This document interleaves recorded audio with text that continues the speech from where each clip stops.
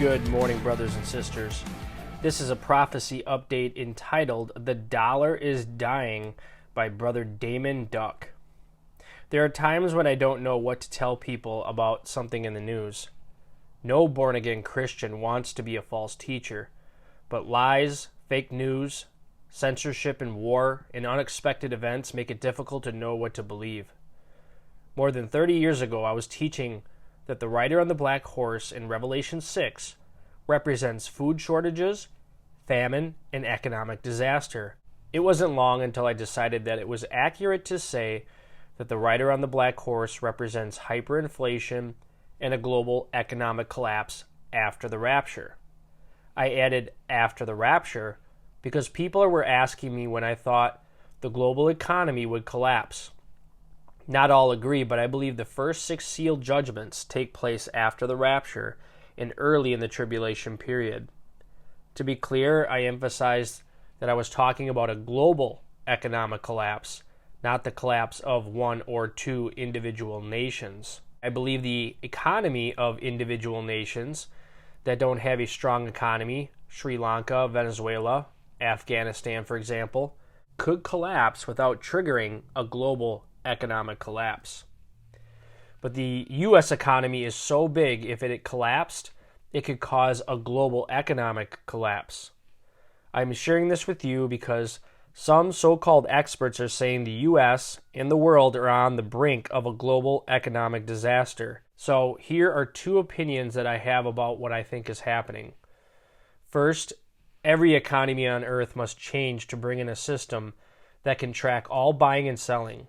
The U.S. economy is changing, and it is a known fact that the U.S. is looking at a central bank digital currency right now. So America's economic problems could be setting the stage for a new currency.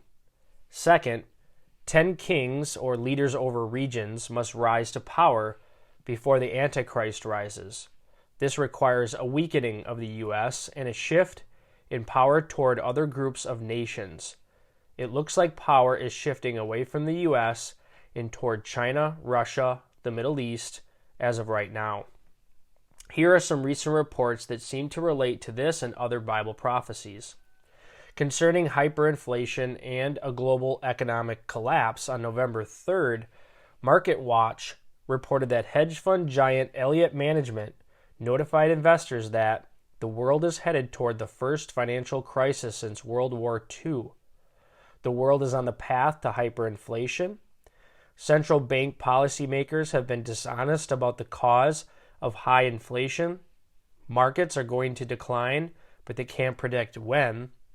And politicians blame the economic problems on supply chain issues. The financial crisis could be setting the stage for a new currency. Concerning inflation and economic collapse of the U.S., on November 3rd, Mike Adams expressed his opinion. Biden snubbed Mohammed bin Salman and alienated Saudi Arabia, that the Saudis now have declared that China, not the U.S., is its reliable partner for energy and trade. Put another way, the Saudis don't trust the U.S. anymore, and they plan to stop using the petrodollar. That the petrodollar, the 1971 agreement for the U.S. to provide military protection to Saudi Arabia in exchange for the Saudis trading their oil for U.S. dollars, will soon end, and that it will lead to the collapse of the U.S. dollar. Concerning energy shortages, on October 28th, it was reported that companies in New York and New England have started rationing home heating oil.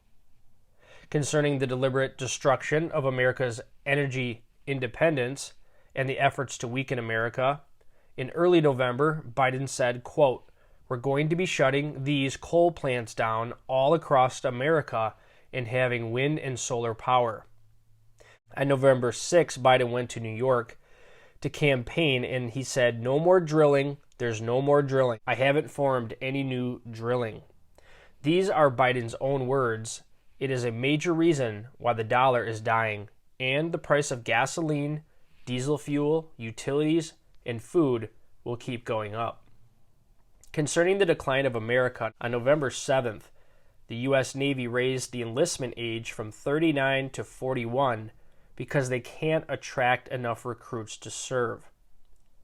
Concerning persecution, on November 2nd, Gary Bauer wrote this in his Campaign for Working Families: "A transgender epidemic is sweeping America's youth.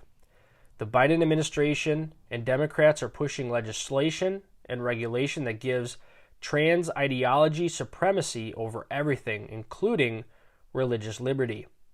If you have a religious objection to this idea that your biology can be changed or fixed, the left is going to smash you using the full power of government and social media censorship." In my words, Bauer said, if you believe there are only two genders for religious reasons, you should know that Democrats believe trans ideology is more important than religious freedom, and they will not hesitate to use the power of the government against you. Concerning the significance of the Israeli election, as of November 2nd, former Israeli Prime Minister Benjamin Netanyahu appears to have the support of 62 or more seats, enough to give him a majority in the 120-seat Knesset. On November 8th, President Herzog will probably designate him to form a government. Netanyahu will have 4 weeks to do that, and he can request 2 more weeks that Herzog might grant if Netanyahu needs them. Some estimates indicate that Netanyahu may have won enough support to form a strong conservative government. He is more religious and less secular than his predecessors. With a stronger, more conservative government that he has had in the past, and more religious Jews in his new government, some commentators believe he is likely to expand Jewish freedoms, allow an altar, more prayer on the Temple Mount. Concerning a one-world religion or global ethic, 2 weeks ago, representatives from almost 200 nations, the World Economic Forum, big business, and others were planning to attend the 27th Conference of the Parties, COP27, in Egypt. COP27 is scheduled to run from November 6th through the 18th, which is about 130 miles from Mount Sinai, where God gave the Ten Commandments. This week, a reader sent me a link to an incredible message by Pastor Brandon Holthouse of Rock Harbor Church. The Whore of Babylon visits Mount Sinai. The message is too long for me to share here, but here are a few points from the message as I understood it. A group called the Interfaith Center for Sustainable Development that is attending COP27 is planning to go to Mount Sinai to release a set of 10 commandments on climate change.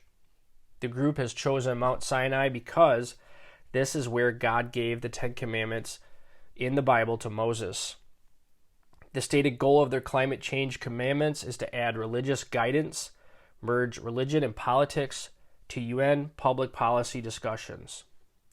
And this is the Whore of Babylon taking shape under the guise of saving the planet of Mother Earth. Concerning world government and religion, the move to get rid of the 10 Commandments is also a move to get rid of the entire Bible, Jehovah, and Jesus. On November 4th, it was reported that a cross depicting the crucifixion of Jesus in a room in Germany, where foreign ministers of the G7 nations holds regular meetings, has been removed from all of their meetings. According to the article, the foreign minister of Germany removed the cross because Western elites no longer want to be reminded of their Christian faith or history. Finally, are you rapture ready?